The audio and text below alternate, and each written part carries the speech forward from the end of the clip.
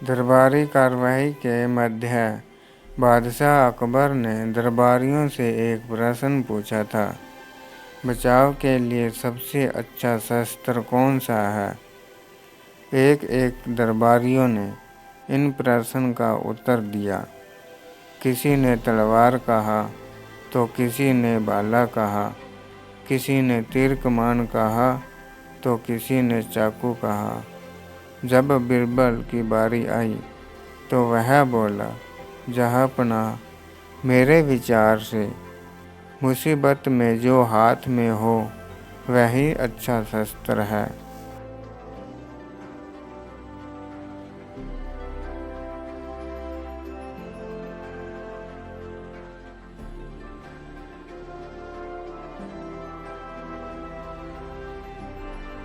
बीरबल का उत्तर सुन दरबारी उसका मजाक उड़ाने लगे। अकबर भी उसके उत्तर से संतुष्ट नहीं हुआ। बीरबल उस दिन तो अपमान का घुट पीकर रह गया, लेकिन अपनी बात सही साबित करने का मौका बहुत जल्द उसके हाथ लग गया।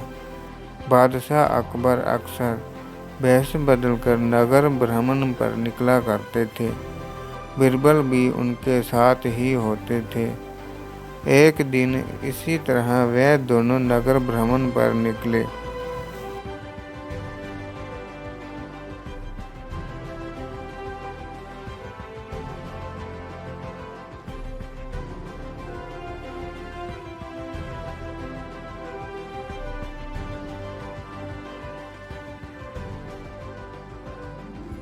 वह दोनों एक तंग गली से पैदल गुजर रहे थे। तभी एक मतवाला हाथी उस गली में आ गया। उस हाथी को देख अकबर डर गए। उस समय उनके पास एक तलवार थी, लेकिन इतने बड़े हाथी के सामने वह किसी काम की नहीं थी। उन्हें अपने बचाव का कोई रास्ता नहीं सूझ रहा था। गली इतनी तंग थी कि वहां से भाग पाना नामुमकिन था। उस गली में एक किनारे पर एक छोटा सा पिल्ला बैठा हुआ था। जब बीरबल की नज़र उस पर पड़ी तो उसने उसे उठाया और हाथी के ऊपर फेंक दिया।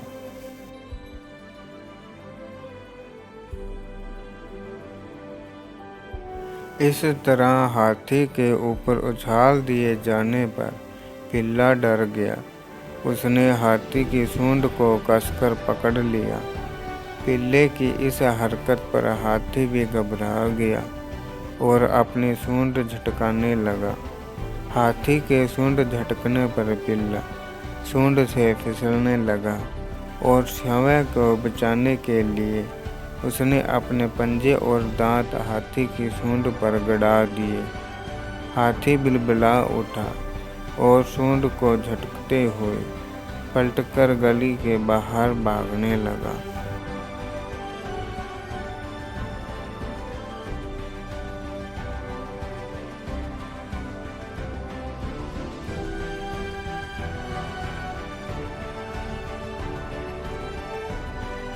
हाथी के गली से बाहर भागने पर अकबर को चैन आया।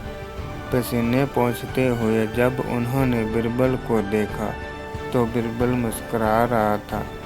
अकबर बीरबल की मुस्कुराहट का अर्थ समझ नहीं पाए और पूछ बैठे, बीरबल, ऐसी संकट के घड़ी में भी तुम मुस्कुरा रहे हो?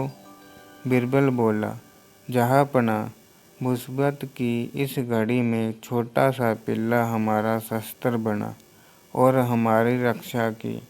इस घटना से आपको अवश्य यकीन हो गया होगा कि मुसीबत में जो हाथ में आए वही सबसे अच्छा शस्त्र है।